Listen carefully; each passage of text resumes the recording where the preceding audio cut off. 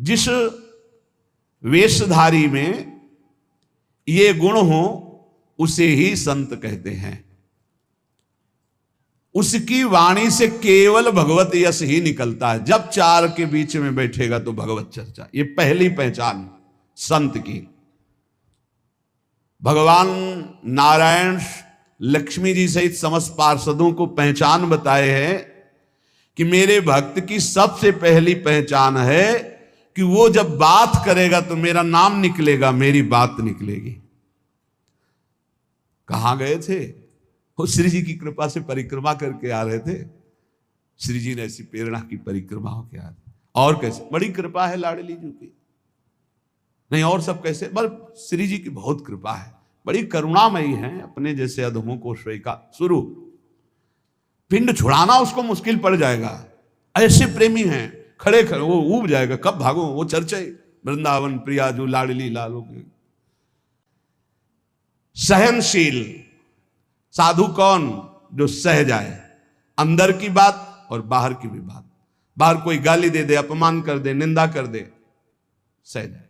अंदर की बात, काम आ रहा है, क्रोध आ रहा है, लोभ आ रहा है, मोह आ रहा है, चुपचाप सह जाए। इनके सहने से भगवान की प्रसन्नता होती है। इनके सहने से भगवत भक्ति बहुत जोर की बढ़ती। सहत सहत बाढ़े भगत गिरे तन गुरु हित गान। ये नियम बना लो कि मुझे सहना है, सहने से भगवान प्रसन्न होंगे। अपने प्रभु के लिए हर दुख सहना है। जब ये बात आ जाती है तो सब कुछ सहन करने में आनंद आता है। भला कष्ट सहने में कहीं आनंद आता है, लेकिन आनंद आता है अपने प्यारे के लिए कष्ट सहने में आनंद आता है। सहनशील। अगर ज्ञान हो जाए तब तो फिर क्या कहना, ज्ञान नहीं तो अपने प्रभु के लिए सहो। ज्ञान में तो सहना ही क्या, स्वाप्निक है, बिल्कुल स्वाप्निक है। बिल्कुल जैसे जगत आप देख रहे हो बिल्कुल स्वप्न चल रहा है, ये दीर्घ स्वप्न है मोह निद्रा में। भक्ति में उसे ऐसे ले लो कि भगवान की लीला हो रही है तो हमें भगवान सहाना चाहते हैं, इसलिए गाली दिला रहे हैं, इसलिए निंदा करा रहे हैं, इसलिए अपमान करा रहे हैं, चुपचाप सह जाओ। ऐसे प्रियालाल के प्रेमी जन होते हैं कि उनको बस भगवत चर्चा ही करनी। अगर जबान खुली तो भगवत चर्चा। धूप है कि क्या है, देखा है मधुकरी मांगने जा रहे संत जन मिल गए, खड़े धूप में नंगे पैर, चर्चा और घंटों चर्चा हो रही। बोधयंता परस्परम कथयंति च माम नित्यम तुष्यंति च रमंति च।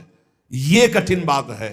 चर्चा करते तो बहुत मिलते हैं, पर तुष्यंति च रमंति च, उसी में संतुष्ट होगा, आनंदित, उसी में रमण कर रहा है, उसे कोई चाह नहीं। भगवत चर्चा हुई मानो पेट भर गया। कितनी अहोभाग्य, 1 घंटा से भगवान की चर्चा हो रही, प्रियालाल की चर्चा हो रही। आगे कह रहे हरि को भजन। साधु की पहचान हर समय भजन परायण। कोई माला से जप रहा है, कोई बिना माला से जप रहा है। बिना माला से जपने वालों की पहचान होती है, वो गुरु प्रसाद से जागृत होती है। एक दृष्टि में पता चल जाएगा ये बहिर्मुख है या अंतर्मुख होकर नाम जप कर रहा है। जहां एक दृष्टि गई तो पता चल जाता है। अंतर्मुख का एक अलग होता है, वो एक कुछ अलग चेहरा हो, चाहे जितना वो छुपाना चाहे नहीं छुपा सकता। आशय उदार। आशय उदार होना चाहिए। आशय हमारा सांसारिक नहीं होना चाहिए। आशय क्या है? भगवत प्राप्ति। भगवत प्राप्ति के लिए हमें हर बात सहनी है। धीरज, धैर्यवान। भगवत प्राप्ति अगर आशय नहीं, लक्ष्य नहीं तो आप सह नहीं सकते, पक्का समझ लेना। भगवत प्राप्ति के लिए सह सकते हो। भगवान की बड़ी विचित्र लीला, बड़े बड़े सिद्धों को पिटवाया है, पुजवाया है, दोनों काम करते हैं वो। पुजवाना भी वाह वाह और पिटवाना भी, ये दोनों काम साथ उनके चलते रहते हैं। अगर ऊपर से कुम्हार पीटता है मटकी को तो अंदर से हाथ दिए रहता है, ऐसे दोनों कार्य होते हैं। अब बोलो बूढ़े बाबा माधवदास जी हैं जगन्नाथपुरी में, और उनकी कौन सी परीक्षा बकाया है? साथ ले जाते हैं बाबा, रात्रि में शयन हो जाता है जगन्नाथ जी का, आते हैं बाबा चलो आज राजा के बगीचे के कटहल का, बड़ी खुशबू मार रही, पके कटहल है, तो जय जय आप सुबह हमें आदेश करें, हम राजा के पास जाएंगे, भिक्षा मांगेंगे, वो कटहल लाके आपको दे देंगे। एक दृष्टि में पता चलता है नाम जापक है, अंतर से में नाम चल रहा है। और चाहे जितना दिखाना चाहे, मान लो ऐसे बाहर तो अंतर में पता चल जाएगा ये केवल सामने की बात है, अंतर में इसके नहीं चल रहा है। दोनों बातें भजन करने वालों को अपने आप पता हो जाती है। उपासक, संत, भागवत, महाभागवत, इन सब की पहचान भजन से ही है। कल चर्चा जब विश्राम हो रही थी सुना था, आधे पल के लिए भी त्रिभुवन की राज्य लक्ष्मी देने पर जो अपने प्रभु का भजन नहीं छोड़ता, सुमिरन नहीं छोड़ता, वो महाभागवत है। तो हरि को भजन ये प्रधान बात है। मुंह खुले तो भगवत चर्चा और मुंह बंद तो नाम चल रहा है। राधा वल्लभ श्री हरिवंश, राधा वल्लभ श्री हरिवंश, या जो गुरु जी ने दिया हो, जो नाम प्रिय हो, राधा राधा, ये मान लो, बहुत आनंदित हो जाओगे। मान लो कुछ पैसा नहीं लगना हो, बहुत बड़े धनी हो जाओगे, बहुत बड़ा लाभ मिल जाएगा। सहनशील, आशय उदार, अति धीरज सहित विवेकी, अत्यंत धैर्यवान और विवेकवान, सद असत का ज्ञान रखने वाले को विवेकी कहते हैं। सत्य वचन, साधु के वचन सत्य होते हैं, इसलिए कभी असत्य ना बोले। सत्य वचन सबको सुखदायक, जब बोले तो विचार करके बोले, और ऐसे वचन बोले जिनमें दूसरों को सुख मिले। ये बचने का दरिद्रता, वचन में दरिद्रता क्या, कोई पैसा लगता है? बड़े मीठे वचन बोलो बना के, दूसरों को सुख पहुंचाने वाले हितकर सत्य वचन बोलो। और गहि अनन्य व्रत की, अपने इष्ट का अनन्य होगा, ये होता संत की पहचान। बोले इंद्रियजित, 5 ज्ञानेंद्रियां 5 कर्मेंद्रियां उसके बस में होंगी, पर अभिमान न जाके, इंद्रिय विजयी होने का अभिमान नहीं होगा। तो बोले करे जगत को पावन, ऐसा महात्मा सारे संसार को पावन करने वाला होता है।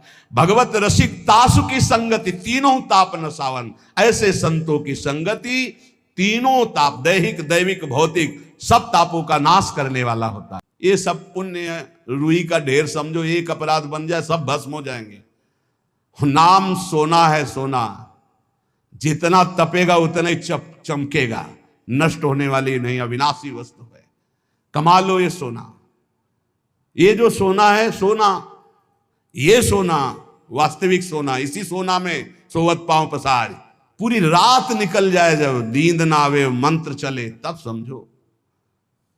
इसके लिए कभी सर्दी में कंबल नहीं उड़े गए, इसी बात के अभ्यास के लिए कभी कंबल नहीं। जो नीचे मार्किन पहने वही मार्किन उतार कर इसे पैर से फंसा के सर, पूरा शरीर कांप रहा है। मंत्राकार वृत्ति, पेट में अन्न नहीं, ऊपर वस्त्र नहीं, गंगा का किनारा, भीषण सर्दी, 1 मिनट नींद नहीं, मंत्राकार। 4 बजे गंगा में फिर खड़े हुए। ऐसे थोड़ी भागवतिक वृत्ति बनाई जाती है। ऐसे लगा जाता है जैसे गरीब आदमी ओवर टाइम करके पैसा कमाता है, किसान आदमी रात दिन लगा रहता है। ऐसे कायर पुरुष थोड़ी भजनानंदी होते हैं। ये शरीर को बहुत दुलार करने वाले भजनानंदी नहीं होते हैं। तो श्रीपाद कहते हैं कि वृंदावन में यदि ऐसे रसिकों का संग मिल गया तो आप ये जान पाओगे कि वृंदावन में जो कूकर शूकर जीव जंतु हैं सब भजनानंदी परमहंस हैं, महापुरुष हैं। वृंदावन मनु विंदाम्य हम अपि देहम स्वसुकरादि नाम।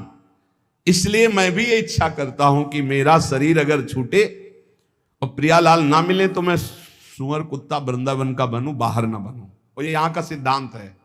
यहाँ जिसका शरीर छूटता है उसे बाहर नहीं भेजा जाता। कीड़ा मकुड़ा पशु पंछी जो भी बनेगा वो यहीं का बनेगा। मेरा जन्म वृंदावन में ही हो, किंतु अन्य जगह देव शिरोमणि दुर्लभ शरीर मुझे ना मिले।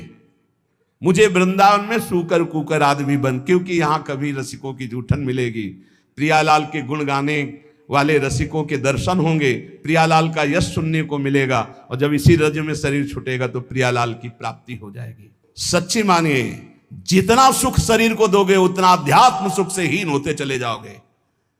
मारो इस प्रकृति जन्य की अधीनता को, तुमने जो स्वीकार कर रखी। हर प्रकृति का वार सीधे सहो। यह प्रवचन नहीं करते, जीवन में जो जिए वो बता रहे हैं। किसी आश्रम में ठहरना नहीं, ऐसे आश्रम में ठहरना जहां जंगल किसी का जाना नहीं, ऐसे बहुत से आश्रम मिले। जीवन भर प्रकृति से लड़ना रहा है, तभी परमात्म चिंतन का एक तार भाव बनता है। जब सीधे प्रकृति का वार सहे, यम ही न व्यथ्यन्ते ते पुरुषम पुरुषर्षम। काशी के घाटों में जो तपन होती थी दिन भर धूप की, तो रात्रि के 2 बजे तक तपना ही होती थी, और 2 बजे उठ के नहा के विश्वनाथ जी जाना है। जीवन को एकदम प्रकृति से वार सहने वाला बना ले तो बहुत आनंद आता है। ये सुविधा नरक समझो, सच्ची मानिए आप। हरि भजन में दिखावा कभी नहीं होना चाहिए, नहीं तो सच्चाई का हरि भजन छूट जाएगा। भजन करने वाले उपासक को कभी कीर्ति की चाह मत रखना, ये हम प्रार्थना करते हैं, ये अंतिम वो खाई है जहां से गिरा करके भगवान से विमुख कर दिया जाता है। संत वचन, महापुरुषों ने जगत मंगल के लिए उपदेश किए हैं। ये जो पीछे आपने सुना होगा यम नियम धारण करना चाहिए, अगर यम नियम धारण करता है तो उसमें बड़ी दिव्यता आती है। यम नियम आसन प्राणायाम प्रत्याहार धारणा ध्यान समाधि यो अष्टांगानी, योग के ये 8 अंग हैं, 8 अंग हैं। यम नियम आसन प्राणायाम प्रत्याहार धारणा ध्यान और समाधि, ये अष्टांग योग कहलाता है। पर यम नियम हर उपासक के जीवन में होना चाहिए, चाहे जिस मार्ग का हो। ये यम नियम सब संप्रदाय सब उपासकों के जीवन में होते हैं। क्या यम? ये 5 होते हैं। अहिंसा सत्य आस्तेय ब्रह्मचर्य अपरिग्रहा यमाह, ये यम। किसी की हिंसा न करना, सत्य आचरण, सत्य भाषण, सत्य विचार, किसी की चोरी न करना, सदैव ब्रह्मचर्य का पालन या गृहस्थ में उचित ब्रह्मचर्य का पालन, और अपरिग्रह, किसी से भी दान ना लेना। दिन है तो रात आएगी, रात है तो दिन आएगा, ऐसे देखना हम तुमसे कहते हैं। ये सब केवल बाहरी है। आंतरिक श्रद्धा अटूट होती है, बाहरी श्रद्धा में कोई दम नहीं होती। हम इसकी इन श्रद्धाओं की दम नहीं होती। इनको तो हर गली में खड़ी होना, जहां वाह वहीं खड़े हो गए। श्रद्धा होती अटूट कि चाहे जैसी परिस्थिति हो, चाहे जैसी घटना हो, मैं आपका हूं तो सिर्फ आपका हूं। वो होंगे अंगुलियों में गिनने वाले, वो अंगुलियों में गिनने वाले होते हैं। इसलिए साधु की सेवा पहचान, स्वयं साधु होते हुए साधु की सेवा, और निरंतर हरिभजन, और सर्वभूत पर दया, समस्त जीवों पर दया का भाव। दया बिना साधु कसाई, पर ये भी दया करी तो आफत आई बड़ी। कैसे तुम्हें बताए, मतलब बहुत विचित्र गति।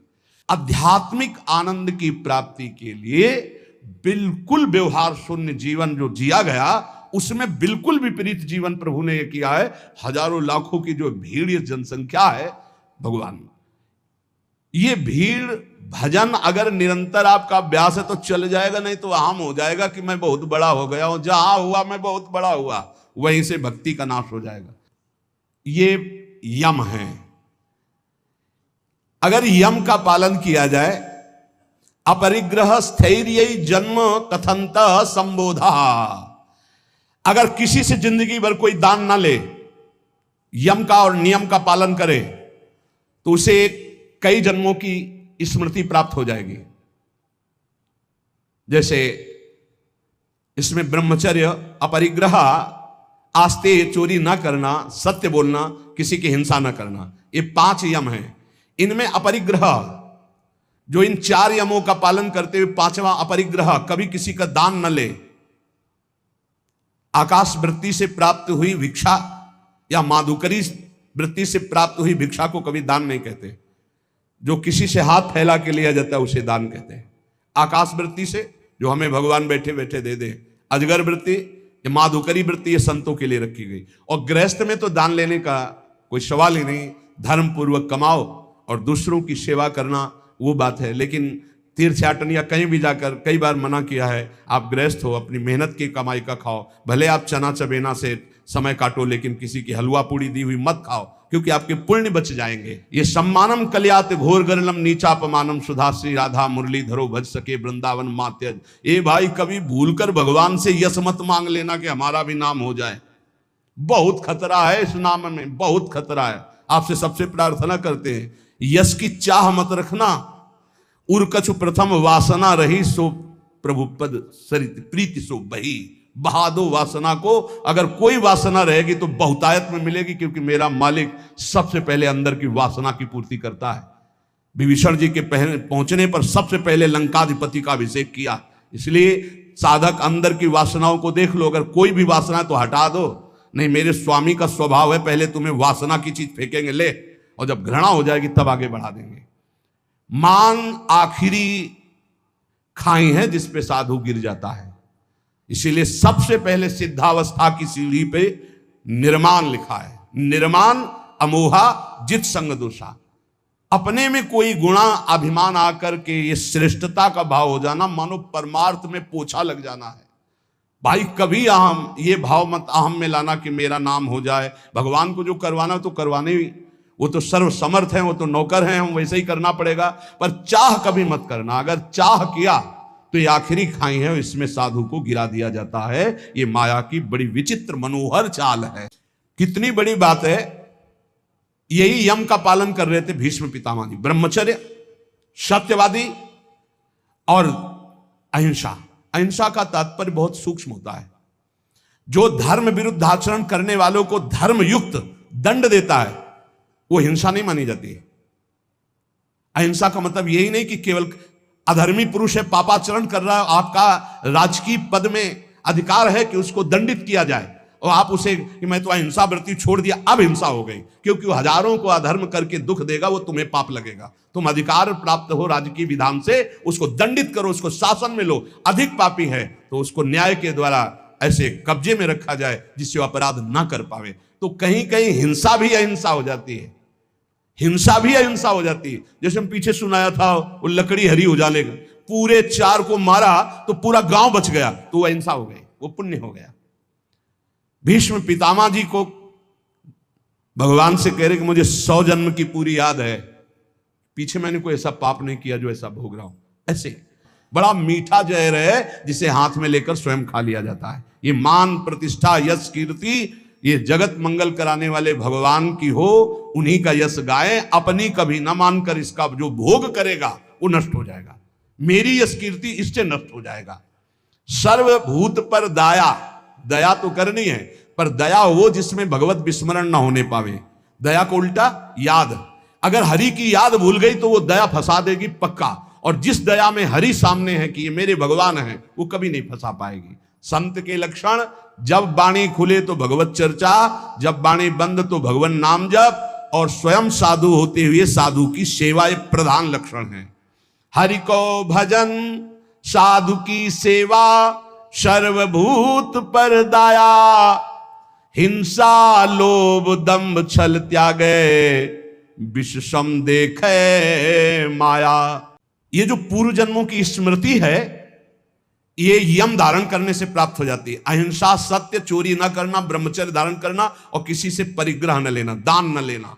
दान लेने से बहुत हानि होती है, बहुत हानि होती है। दान लेने में खुशी नहीं होना चाहिए कि हमें कोई बहुत महंगा स्वेटर दे रहा है, बढ़िया घड़ी दे रहा है, खूब रुपया दे रहा है, ये बहुत घाटे का है। नाशवान वस्तुओं से अविनाशी भजन का हिस्सा बटा देना, ये कोई बुद्धिमत्ता नहीं है। सहज में काम चलाओ और खूब भजन करके जगत मंगल करो, भजन करके भगवत प्राप्ति करो। देखो कितनी बढ़िया बात कह रहे हैं। अपरिग्रह स्थैर्य जन्म कंथता संबोधा। अनेक जन्मों की वो याद बैठे बैठे कर सकता है। पूर्व जन्म में मैं कौन था या पूर्व जन्म में आप कौन थे। जो किसी का कभी दान नहीं लिया और अखंड ब्रह्मचर्य से रहता है, सत्य बोलता है, चोरी नहीं करता, किसी की हिंसा नहीं करता। जो ब्रह्मचर्य से रहता है, ब्रह्मचर्य प्रतिष्ठायाम वीर लाभः। ब्रह्मचारी जैसा कोई बलवान नहीं होता। शारीरिक बल कोई बल नहीं कहा जाता। ब्रह्मचर्य में सामर्थ्य होती संकल्प बल की। जाओ ऐसा, फिर वैसे ही होगा। कभी किसी की हिंसा न करे, यह साधुता का लक्षण है। कभी जीव को, किसी जीव को कष्ट देना नहीं। मन से, वचन से अगर आप थोड़ा भी किसी के प्रति रूखा भाव कर लें तो आप अंदर देखना, आपके भजन में फर्क पड़ जाएगा। ये अंदर के अनुभव की बातें करते हैं। अगर उसको तुमने डांटा है, सही माने में डांटा है और भगवत भाव करके डांटा है, तब तो आपका भजन चलेगा। और अगर भगवत भाव नहीं किया है और बिना किसी अपराध के आप डांट रहे हैं, तो आपका भजन बंद हो जाएगा पक्का। थोड़ा अपराध है, बहुत डांट दिया तो आपका भजन बंद हो जाए। ये भागवती क्षेत्र है। किसी को न वचन से, न शरीर से, न मन से पीड़ा न पहुंचाए, किसी को भी नहीं। देखो, गुरु शिष्य एक व्यवहार का संबंध है, परमार्थ नहीं। आप ये मत समझना कि गुरु शिष्य परमार्थ का है। परमार्थ तो एक ही तत्व है। ना गुरु है ना शिष्य है। अगर शिष्य शिष्य वो गुरु ही है, गुरु गुरु वही भी शिष्य है, वही गुरु है वही शिष्य, दो नहीं। द्वैत परमार्थ नहीं है, परमार्थ एक वस्तु है। परमार्थ में गुरु शिष्य नहीं, ये व्यवहार है, प्रणाम नमस्कार वंदन, ये सब व्यवहार के अंदर। परमार्थ में एक वासुदेव यहां जो विराजमान वही यहां विराजमान है। उसी वासुदेव को देखकर वो स्वांग शिष्य का कर रहा है, तो आप स्वांग गुरु का कीजिए। बस स्वांग है, सत्य वस्तु एक ही है जो सर्वत्र विराजमान है। अध्यात्म बल बहुत बढ़ जाता है ब्रह्मचारी का, आत्मबल बहुत बढ़ जाता है। कहीं भी वो भयभीत होना, कहीं भी शंका कर लेना, कहीं भी पराजित हो जाना उसके स्वभाव में नहीं होता। जो ब्रह्मचारी होता स्वभाव में नहीं होता। ये खास बात होती है। भगवान परशुराम जी के पास जब अंबा जी गई, अंबा जो काशी नरेश की 3 राजकुमारियों में एक सी थी, उन्होंने कहा कि मैं आपसे सहायता चाहती हूं भृगुवर, मैं आपकी शरण में हूं, शरणागत की रक्षा करनी चाहिए। बोले पहले तो तुम्हारा स्त्री स्वरूप है, वैसे ही अधिकार बनता है रक्षा का। दूसरा तुम शरण में हो, बोलो कौन त्रिभुवन में ऐसा है जो तुमको कष्ट दे रहा है। बोले पहले वचन दो कि मैं उसको मारूंगा। बोले निश्चित परास्त करूंगा उसको। बोलो कौन है? तो कहा आपके प्रिय शिष्य भीष्म। एक बार तो परशुराम जी की भीष्म के द्वारा ऐसा कैसे अपराध बन गया, क्या हुआ, पूरी घटना सुनाई। इसलिए किसी को भी वचन से, शरीर से या मन से पीड़ा ना पहुंचावे। लोभ, किसी भी तरह अर्थ का लोभ ना आने पाए। दंभ, कोई दिखावा मान प्रतिष्ठा के लिए नाटकबाजी नहीं होना चाहिए। छल त्यागे, छल अंदर कुछ है बाहर कुछ है ऐसा ना करे। साधुता का मार्ग निर्मल है। संत सरल चित जगत हित जान स्वभाव सने। संतों का स्वभाव ही होता है जगत मंगल करना, सरल चित्त, छल कपट रहित रहना। और विषसम देखे माया। माया किसे कहते हैं? मैं मोर तय तोर, जहां तक इंद्रियां जा रही, जहां तक भोग विलासता के लिए मन जा रहा, सो सब माया जानो भाई। अपने माया में ही जी रहे हैं, माया में ही रह रहे हैं, माया के ही शरीर में है। इसे भगवत समर्पित करके माया की वस्तुएं भगवत प्रसाद करके पाओ, माया की वस्तुएं भगवत समर्पित करके प्रसादी पहनो, बच जाओगे। अगर स्वयं भोक्ता बनोगे अमनिया के तो फिर माया फंसा लेगी। अमनिया ठाकुर जी को प्रसादी आपकी, बच जाओगे। ये सिद्धांत है बचने का। एक भी वस्त्र बिना ठाकुर जी को अर्पित किए मत पहनना, एक बूंद पानी बिना अर्पित किए मत पीना, एक भी अन्न का टुकड़ा बिना अर्पित किए न जाए तो आप देख लेना माया मुक्त हो जाओगे। तो उनका वैसे तो उन्होंने ऐलान किया था कि मैं हस्तिनापुर नरेश के लिए इन राजकुमारियों का अपहरण कर रहा हूं। उन्होंने ये तो नहीं कहा था कि मैं अपने लिए, उसी समय तुम्हें बोल देना था कि मैं साल्व से प्रेम करती हूं, तुम्हारी त्रुटि रही। तो उनका भगवान मैं समझ रही थी कि आपके शिष्य आप पक्ष लेंगे। बोले बिल्कुल पक्ष नहीं लूंगा, तुम शरणागत हो, तुम्हारे लिए मैं, मेरी आज्ञा का पालन करेगा। अखंड ब्रह्मचारी भीष्म जी और अखंड ब्रह्मचारी भगवान परशुराम जी, दोनों सत्य पे हैं, दोनों महान हैं, पर एक गुरु है एक शिष्य है। पर एक इच्छा का अनुमोदन कराने के लिए अपनी द्वेष वृत्ति का भगवान परशुराम जी का आश्रय लिया, इसलिए परशुराम जी कमजोर हैं। और सत्य का पालन करने के लिए धर्मनिष्ठ, इसलिए चेला बहुत जोरदार के हो गए भीष्म जी। बुलाया भीष्म जी को बाहर हस्तिनापुर के, अर्घपाद्य आदि लेकर गए, प्रार्थना की, परिक्रमा की, दंडवत किया। बोले मेरी आज्ञा है अंबा को स्वीकार करो। बोले कदापि गुरुदेव नहीं, क्योंकि सब कोई जानता है सत्य के आगे कुछ नहीं, और मैं सत्य प्रतिज्ञा किया हूं कि अखंड ब्रह्मचर्य रहूंगा, जीवन में कभी संतान उत्पन्न ही नहीं करूंगा। कायेंद्रिय सिद्धि रसुद्धि क्षया तपसा, समस्त अशुद्धियां पाप तुम्हारे नष्ट हो रहे हैं और शरीर और इंद्रियां परम पवित्र हो रहे हैं। सिद्धि ही सिद्धि, जो चाहोगे वो प्राप्त हो जाएगा। ये तपस्या से ब्रह्मा जी सृष्टि रचते हैं, तपस्या से ही महादेव जी इसका संहार करते हैं, तपस्या से ही हरि इसका पालन करते हैं। तप बहुत बड़ी वस्तु है, जिसके जीवन में तप नहीं वो कुछ नहीं समझ सकता। श्री हरिवंश प्रसिद्ध धर्म समुझे ना अलप तप, थोड़े तपस्या वाला हरिवंश धर्म को नहीं समझ सकता। तप किसे कहते हैं? अपनी दिनचर्या में शारीरिक मानसिक जो कष्ट मिलते हैं उनको सहना। स्वाध्याय, शास्त्र का अपने इष्ट देवता के गुणों से भरा हुआ जो ग्रंथ है उसे शास्त्र कहते हैं। जैसे अपने श्रीमद चतुरासी जी, 42 लीला, श्रीमद राधा सुधानिधि, सेवक वाणी, सब इष्ट रस से भरी हुई। स्वाध्यायात इष्ट देवता संप्रयोग, तो उनका युद्ध यांबा, तो उनका युद्ध गुरुदेव से युद्ध, उन्होंने ही विविध प्रकार के दिव्यास्त्रों की शिक्षा भीष्म जी को दी थी जब गंगा जी ले गए थे। और गंगा जी ने और भी दिव्यास्त्र सिखाए थे जो परशुराम जी को भी पता नहीं थे। ऐसे थे, रोज युद्ध होता, पहले जाते, परिक्रमा करते, साष्टांग दंडवत करते हो, कहते आशीर्वाद दीजिए विजयी भव का। बोले योद्धा तो मैं ही हूं, तुम्हारा विपक्ष का मैं आशीर्वाद नहीं दे सकता, पर हां बलपूर्वक युद्ध करना, बलपूर्वक युद्ध करना। आखिरी युद्ध जितना भयानक हुआ कि गंगा जी, अष्टवसु सब जागृत हो गए, उपस्थित हो गए। भीष्म जी ने एक अस्त्र ऐसा चढ़ाया था जो परशुराम जी के पास काट नहीं थी, निश्चित परशुराम जी का वध हो जाता। गंगा जी आकर के पकड़ लिया और कहा नहीं नहीं, ऐसा बिल्कुल ठीक नहीं है। समस्त अष्टवसु आ गए, तो उन्होंने कहा मां, ये प्रत्यंचा पे चढ़ा हुआ धनुष तभी उतरेगा जब गुरुदेव अपना रथ पीछे कर दें, अपना धनुष नीचे कर दें। तो गुरुदेव कैसे नीचे कर से? अष्टवसुओं ने, समस्त देवताओं ने कहा प्रभु आपका चेला है, अब आपको धनुष नीचे करना पड़ेगा। अगर छूट गया तो आपके पास काट नहीं है, आप अबद्ध हैं, फिर भी बध हो जाएगा आपका।